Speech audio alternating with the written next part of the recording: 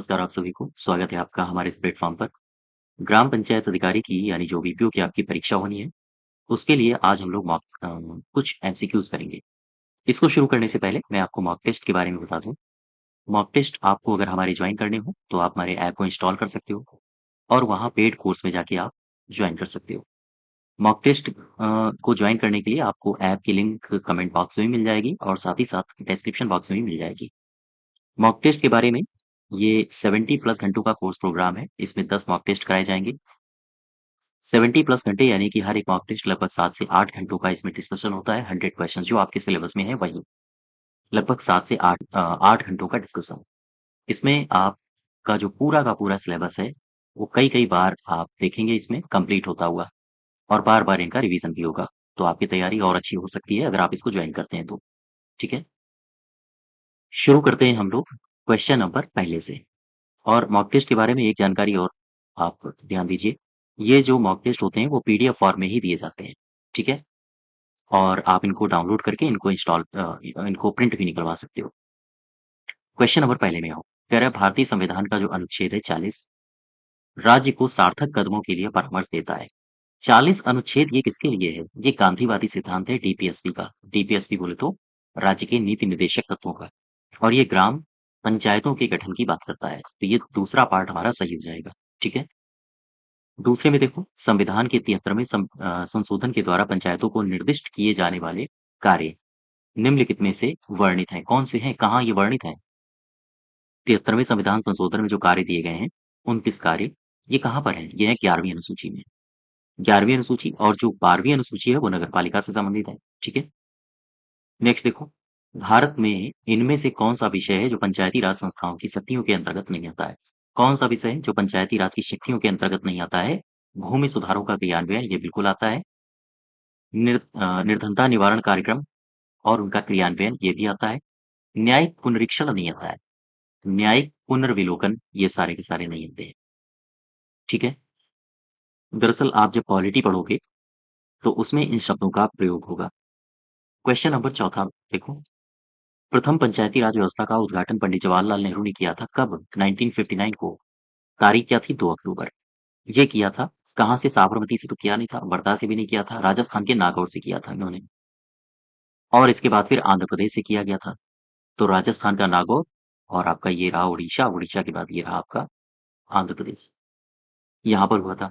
तो सबसे पहले जो पंचायती राज को अपनाने वाले राज्य थे, वो था राजस्थान और आंध्र प्रदेश। इसका जो सही उत्तर होगा, वो हो जाएगा तीसरा। नेक्स्ट देखो 5वां, भारत के संविधान में पंचायतों तथा नगर पालिकाओं से संबद्ध 73वें और 74वें संवैधानिक जब संशोधन हुआ था, तो उस समय भारत के प्रधानमंत्री कौन थे? भारत के उस समय प्रधानमंत्री थे नरसिम्हा राव। दरअसल ये व्यवस्था राजीव जी ने शुरू करी थी, पंचायती राज को संवैधानिक दर्जा देने की, लेकिन राजीव गांधी जी की हत्या हो गई। फिर इसके बाद वीपी सिंह की सरकार आई, उन्होंने शुरू किया। वीपी सिंह की सरकार ये धराशायी हो गई थी, ये गिर गई थी। इसके बाद फिर पीवी नरसिम्हा राव आए थे और उन्होंने ही इस सपने को साकार किया था 73वां और 74th कॉन्स्टिट्यूशनल अमेंडमेंट एक्ट लाके। नेक्स्ट देखो छठा, संविधान की 11वीं अनुसूची निम्नलिखित में से किससे संबंधित है? 11वीं अनुसूची किससे संबंधित है? नगरपालिका से? ना। पंचायती राज से? हाँ। अभी इस तरह का क्वेश्चन पीछे आया था। पंचायती राज से, इसमें विषय कितने हैं? टोटल 29, ठीक है? नेक्स्ट देखो 7वां, निम्नलिखित में से कौन राज्य सरकार तथा स्थानीय शासन के बीच राजस्व बँटवारे के लिए उत्तरदायी है? राजस्व बँटवारे के लिए उत्तरदायी कौन है? ये मुख्यमंत्री तो होता नहीं है, राज्यपाल भी नहीं होता है, राज्य वित्त आयोग होता है ना? राज्य का जो फाइनेंस कमीशन होता है, वो राजस्व बँटवारे के लिए उत्तरदायी होता है और किनके-किनके मध्य बँटवारा होता है? ये बँटवारा होता है स्टेट और ये स्थानीय शासन है, ये है जिला पंचायत, इसके बाद क्षेत्र पंचायत, इसके बाद है ग्राम पंचायत। तो ये बँटवारा इनके मध्य होता है और ये करता कौन है? इसके लिए उत्तरदायी कौन होता है? ये होती है राज्य वित्त आयोग और राज्य वित्त आयोग की जो भी रिपोर्ट होती हैं, उनको विधानमंडल के पटल पर कौन रखवाता है? ये रखवाता है राज्यपाल, है ना?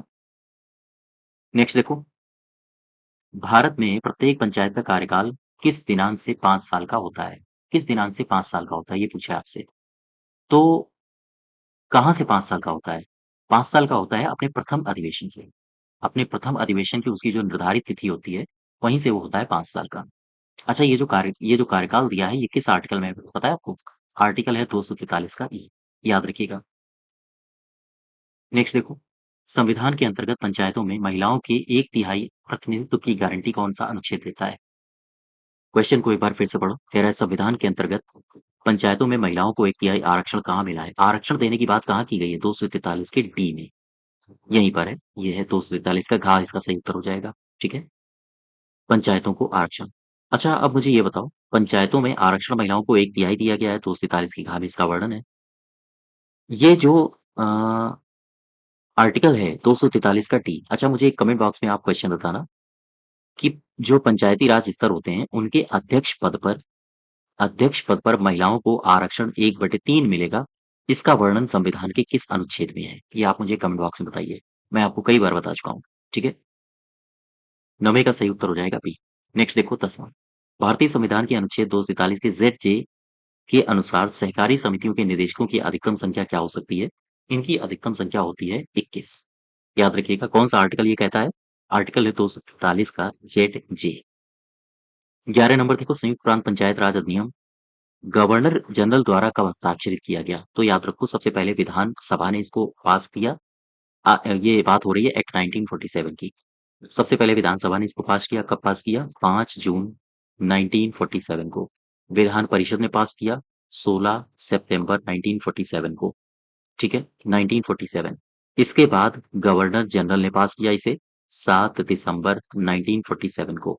फिर ये गज़ट में प्रकाशित हुआ 27 दिसंबर 1947 को। तो आपसे पूछा है गवर्नर जनरल ने कब स्वीकृति दी? आंसर होगा 7 दिसंबर 1947। ठीक है? 12 का पहला वाला। नेक्स्ट देखो 11 का पहला। नेक्स्ट देखो 12 नंबर, भारत के किस प्राचीन ग्रंथ में सभा और समिति के बारे में प्रावधान दिया गया है या सभा समिति के बारे में संस्थाओं का उल्लेख है? तो 12 का हो जाएगा आपका डी पार्ट ऋग्वेद में। सभा है, समिति है, विदत है ना? परिषद है, इन सभी के बारे में मैंने आपसे चर्चा भी की थी और जो मॉक टेस्ट हो रहे हैं वहां मैं लगातार इनकी चर्चा भी कर रहा हूँ। तो याद रखिएगा ये सारी संस्थाओं का वर्णन हमें कहाँ मिलता है? हमें मिलता है ऋग्वेद में। इनमें से कौन-सी संस्था है जिसे कहा जाता है जुआ खेलने वाली संस्था? जुआ खेलने वाले लोगों की एकत्र जनों का समूह। इनमें से कौन-सी संस्था है जिसे राज्यसभा के समान तुलना दी जाती है? इनमें कौन-सी संस्था है जिसे लोकसभा के समान तुलना दी जाती है? इनमें से कौन-सी संस्था है जिसे उच्च कुलीन संस्था कहा जाता है? ऐसे कई सारे प्रश्न आपके एग्ज़ाम में बनाए जा सकते हैं। ठीक है? तो याद रखिएगा ये सारी बातें। क्वेश्चन नंबर 13 में हो, उत्तर प्रदेश राज्य सरकार द्वारा किस वर्ष में एक विकेंद्रीकरण प्रशासनिक सुधार आयोग का गठन किया गया था? तो प्रशासनिक सुधार आयोग का गठन कब हुआ था? 1995 में। 13 का सही उत्तर हो जाएगा पहला। एक और बात याद रखो 1997 इसमें क्या हुआ था? इसमें हुआ ये था कि जो 32 विभाग थे, 32 विभागों के कार्यों को पंचायती राज को दे दिए गए और ये काम कब हुआ था? 1997 में, याद रखिएगा। नेक्स्ट देखो 14, किस संविधान संशोधन के द्वारा एक सुनियोजित पंचायती राज व्यवस्था स्थापित करने का मार्ग प्रशस्त किया गया था? पंचायती राज व्यवस्था का मार्ग कब प्रशस्त हुआ था? जब आया था 73rd कॉन्स्टिट्यूशनल अमेंडमेंट एक्ट। तो आंसर हो जाएगा आपका दूसरा। 14 का बी पार्ट सही हो जाएगा। ठीक है? और नगर पालिकाओं के लिए किस अधिनियम से प्रशस्त हुआ था मार्ग? ये था 74वां। नेक्स्ट देखो क्वेश्चन नंबर 15 कह रहा है कि 1952-53 में किसके विनाश के बाद ग्राम समाज की स्थापना हुई और ग्राम सभाओं के अधिकार बढ़ा दिए गए? ये है जमींदारी प्रथा। ये हो जाएगा आपका पहला। जो जमींदारी प्रथा आई थी जमींदारी प्रथा नहीं, दरअसल जमींदारी उन्मूलन अधिनियम। जमींदारी उन्मूलन अधिनियम। ये जो जमींदारी उन्मूलन अधिनियम था, इसी में 2 संस्थाएँ बनाई गई थीं। एक था गाँव समाज और एक था भूमि प्रबंधक समिति। 2 संस्थाएँ बनाई गई थीं। ठीक है? 15 का सही उत्तर हो जाएगा पहला। नेक्स्ट देखो, उत्तर प्रदेश में पंचायतों के विकास का पहला चरण कब से कब तक माना जाता है? 1953 से लेकर 1960-61 तक। ठीक है? और 1959-60 तक दरअसल माना जाता है और 1960 में ही प्रक्रिया शुरू हो गई थी, उत्तर प्रदेश में पंचायतों को त्रिस्तरीय बनाने के लिए प्रक्रिया शुरू हो गई थी। त्रिस्तरीय का मतलब क्या है? त्रिस्तरीय का मतलब है ग्राम पंचायत, क्षेत्र पंचायत और जिला पंचायत, जिसमें ग्राम पंचायत पहले से थी, क्षेत्र पंचायत और जिला पंचायत ये बनाए गए थे 1961 के एक्ट से और इसकी प्रक्रिया शुरू हो गई थी 1960 से। तो इसका सही उत्तर होगा 1900 जस्ट वेट। ये आपसे प्रथम चरण पूछा गया है ना? हाँ, तो ये उत्तर नहीं होगा। ये दूसरा चरण था। प्रथम चरण पूछा है 1947 से लेकर 53 हुआ है ये, है ना? फिर से पढ़ो क्वेश्चन, मुझे डाउट हो गया। उत्तर प्रदेश में पंचायतों के विकास का प्रथम चरण कब से कहा? हाँ, ये सही होगा, 47 से लेकर 53 और ये जो है ये दूसरा चरण है, ठीक है?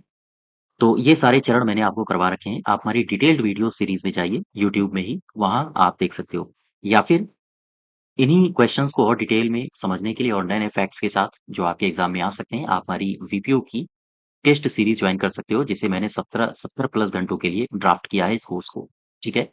और लगभग मैं इसमें जब 10 मॉक टेस्ट करवाऊँगा, तो आपकी स्थिति अलग होगी कॉम्पिटिशन के मामले में। बहुत सारे नए-नए क्वेश्चंस आप देखोगे, जो आपको नहीं मिलेंगे। तो तीसरे का 16 का सही उत्तर हो जाएगा तीसरा। नेक्स्ट देखो 17 नंबर, निम्नलिखित में से किस तिथि को 73वां संविधान संशोधन अधिनियम 1992 पूरे देश में लागू हुआ था? पूरे देश में लागू हुआ था 73वां संविधान संशोधन अधिनियम ये 24 अप्रैल 1993 को। 3 सही हो जाएगा आपका 17 का सी, 24 अप्रैल 1993। 18 देखो, किस समिति की सिफारिश के आधार पर उत्तर प्रदेश क्षेत्र समिति जिला परिषद अधिनियम 1961 ईस्वी में क्रियान्वित किया गया? ये जो उत्तर प्रदेश का क्षेत्र समिति और जिला परिषद अधिनियम है ना 1961, ये किसकी अनुशंसा पर आया था? तो आपको पता होगा बलवंत राय मेहता साहब थे। बलवंत राय मेहता साहब ने सुझाया था कि 3 स्तर होने चाहिए, ग्राम स्तर, खंड स्तर और जिला स्तर। उत्तर प्रदेश में ग्राम पहले से था, ग्राम स्तर। 2 स्तर को अपनाने के लिए उत्तर प्रदेश ने इन्हीं की बात को माना था। दरअसल केंद्र सरकार की तरफ से भी आदेश आया था कि हर राज्य को अब त्रिस्तरीय पंचायती राज व्यवस्था अपनानी चाहिए, है ना? तो बलवंत राय मेहता सही उत्तर हो जाएगा। 19 देखो, कृषि उत्पादन और कल्याण उपसमितियों का गठन किस स्तर पर होता है? ये होता है ग्राम सभा के स्तर पर। अगर आप उत्तर प्रदेश की बात करोगे ना, तो ये कृषि उत्पादन कल्याण उपसमितियाँ ये कब से बनाई जा रही हैं? ये सबसे पहले उत्तर प्रदेश की अगर बात करोगे तो 1960-61 में कृषि उत्पादन और कल्याण समितियों का गठन किया गया था, पंचायत क्षेत्र के लिए, ठीक है? लेकिन ध्यान दें, पंचायत क्षेत्र के लिए गठन तो किया गया था, लेकिन किसके लिए पार्टिकुलरली गठन हो रहा था? ये हो रहा था ग्राम सभा के लिए। तो सही उत्तर हो जाएगा आपका क्षेत्र पंचायत नहीं है, जिला पंचायत नहीं है, ग्राम सभा। नेक्स्ट देखो, निम्नलिखित कथनों पर विचार कीजिए। पहला कथन है क्षेत्र पंचायत द्वारा बजट पारित करने का प्रावधान क्षेत्र पंचायत अधिनियम और जिला पंचायत अधिनियम 1961 में है। हाँ, बिल्कुल सही है। ग्राम पंचायतों को वार्षिक बजट तैयार करने एवं पारित करने का उल्लेख पंचायती राज अधिनियम 1947 में। हाँ, ये भी सही है, दोनों कथन सही है। मैं आपसे चलते-चलते एक क्वेश्चन पूछ लेता हूँ। मुझे बताओ उत्तर प्रदेश का जो बजट है, ग्राम पंचायतों का बजट, ये किस धारा में है? धारा मुझे बताओ कमेंट बॉक्स में।